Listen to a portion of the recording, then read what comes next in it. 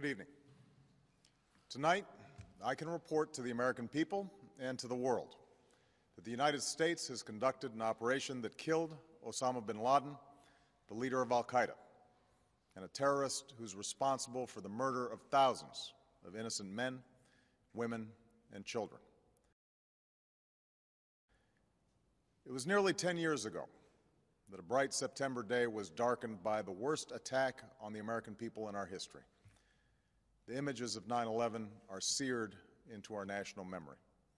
Hijacked planes cutting through a cloudless September sky, the Twin Towers collapsing to the ground, black smoke billowing up from the Pentagon, the wreckage of Flight 93 in Shanksville, Pennsylvania, where the actions of heroic citizens saved even more heartbreak and destruction. And yet we know that the worst images are those that were unseen to the world. The empty seat at the dinner table, children who were forced to grow up without their mother or their father, parents who would never know the feeling of their child's embrace, nearly 3,000 citizens taken from us, leaving a gaping hole in our hearts.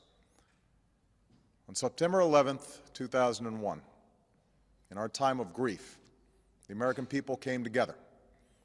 We offered our neighbors a hand, and we offered the wounded our blood. We reaffirmed our ties to each other and our love of community and country.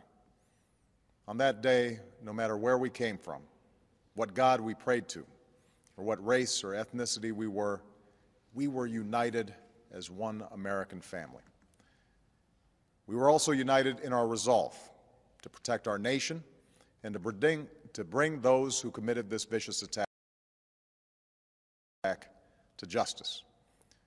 We quickly learned that the 9/11 attacks were carried out by al-Qaeda, an organization headed by Osama bin Laden, which had openly declared war on the United States and was committed to killing innocents in our country and around the globe. And so we went to war against al-Qaeda to protect our citizens, our friends, and our allies. Over the last 10 years, thanks to the tireless and heroic work of our military and our counterterrorism professionals, we've made great strides in that effort. We've disrupted terrorist attacks and strengthened our homeland defense. In Afghanistan, we removed the Taliban government, which had given bin Laden and al-Qaeda safe haven and support.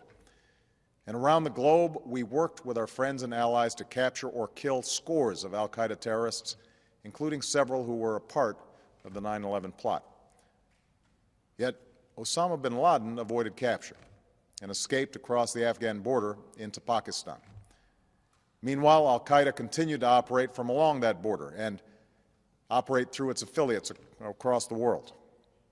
And so shortly after taking office, I directed Leon Panetta, the director of the CIA, to make the killing or capture of bin Laden the top priority of our war against al-Qaeda, even as we continued our broader efforts to disrupt, dismantle, and defeat his network.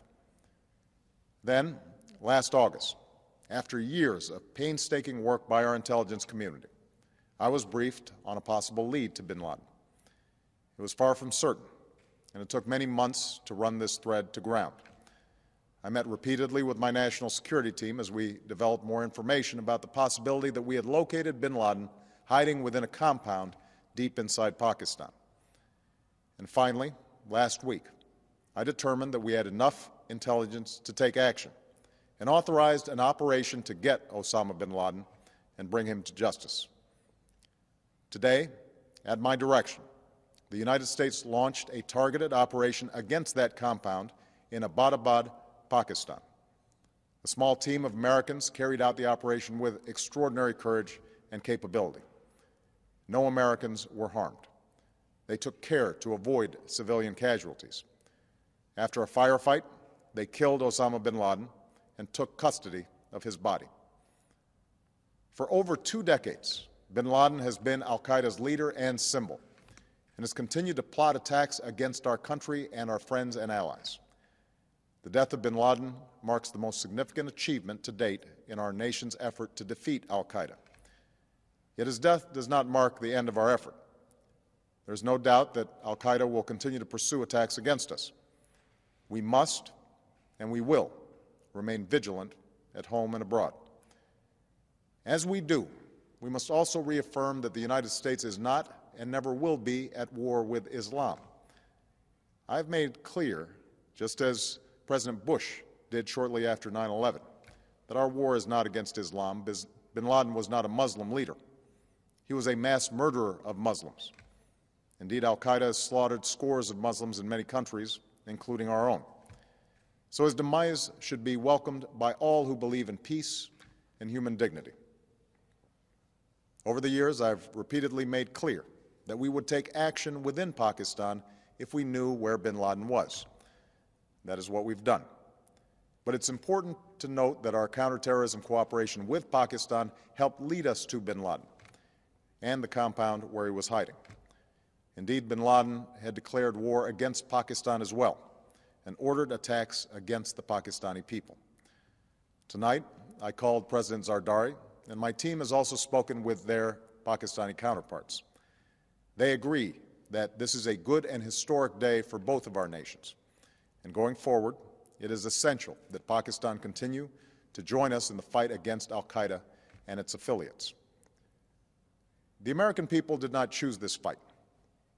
It came to our shores and started with the senseless slaughter of our citizens. After nearly 10 years of service, struggle, and sacrifice, we know well the costs of war. These efforts weigh on me every time I, as Commander-in-Chief, have to sign a letter to a family that has lost a loved one, or look into the eyes of a service member who's been gravely wounded. So Americans understand the costs of war. Yet, as a country, we will never tolerate our security being threatened, nor stand idly by when our people have been killed. We will be relentless in defense of our citizens and our friends and allies. We will be true to the values that make us who we are. And on nights like this one, we can say to those families who have lost loved ones to al-Qaeda's terror, justice has been done. Tonight, we give thanks to the countless intelligence and counterterrorism professionals who've worked tirelessly to achieve this outcome. The American people do not see their work nor know their names, but tonight they feel the satisfaction of their work and the result of their pursuit of justice. We give thanks for the men who carried out this operation, for they exemplify the professionalism, patriotism, and unparalleled courage of those who serve our country. And they are part of a generation that has borne the heaviest share of the burden since that September day. Finally, let me say to the families who lost loved ones on 9/11 that we have never forgotten your loss, nor wavered in our commitment to see that we do whatever it takes to prevent another attack on our shores. And tonight, let us think back to the sense of unity that prevailed on 9/11. I know that it has at times frayed, yet today's achievement is a testament to the greatness of our country and the determination of the American people. The cause of securing our country is not complete, but tonight we are once again reminded that America can do whatever we set our mind to. That is the story of our history. Whether it's the pursuit of prosperity for our people or the struggle for equality for all our citizens, our commitment to stand up for our values abroad, and our sacrifices to make the world a safer place. Let us remember that we can do these things not just because of wealth or power, but because of who we are. One nation, under God, indivisible, with liberty and justice for all. Thank you. May God bless you, and may God bless the United States of America.